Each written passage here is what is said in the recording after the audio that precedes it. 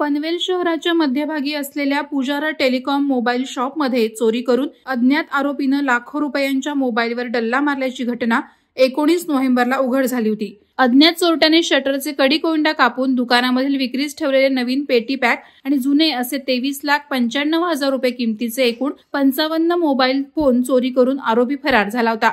चोरीची माहिती पोलिसांना मिळाल्यानंतर पनवेल शहर पोलिसांनी घटनास्थळी जाऊन पंचनामा करून अज्ञात आरोपी विरोधात चोरीचा गुन्हा नोंद केला होता।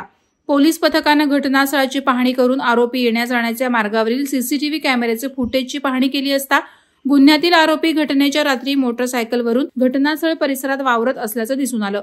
आरोपी हा उरण परिसरातील असल्याची माहिती मिळाली होती। त्यानुसार आरोपीला पनवेल गुन्हे शाखा कक्ष 2च्या पथकानं 21 नोव्हेंबर रोजी पहाटे बेलापूर इथून अटक केली।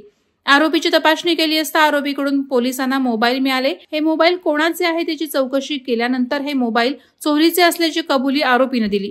इसमाची ओळख पटवली असता सदरची घरफोडी आकाश वळकुंडे यानं केल्याचं निष्पन्न झालं। आकाश राजाराम वळकुंडे वय 24, सध्या राहणार फुंडे तालुका उरण, मूळ राहणार घेरडी तालुका सांगोला जिल्हा सोलापूर असं पकडलेल्या आरोपीचं नाव आहे। आकाश उरणमध्ये आपल्या आई आणि बहिणीसोबत राहत होता।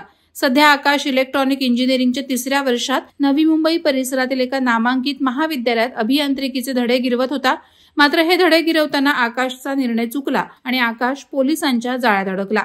आरोपी आकाश याची अधिक चौकशी केली असता आकाश हा इलेक्ट्रॉनिक इंजिनिअरिंगच्या 3ऱ्या वर्गात असल्याची माहिती मिळाली। ही चोरी का केली याची विचारणा केली असता अभियांत्रिकी महाविद्यालयाच्या 3ऱ्या वर्षाची फी भरण्यासाठी माझ्याकडे पैसे नसल्याची माहिती आकाशनं पोलिसांना दिली। पोलिसांनी आरोपीकडून लाखो रुपयाचा मुद्देमाल देखील जप्त केलाय। वादळवारा लाईव्हसाठी संजय कदम, पनवेल। नवी मुंबई व रायगड जिल्ह्यातील ताज्या बातम्या आणि घडामोडींसाठी सबस्क्राईब करा वादळवारा लाईव्ह चॅनल आणि दाबा बेल आयकॉन।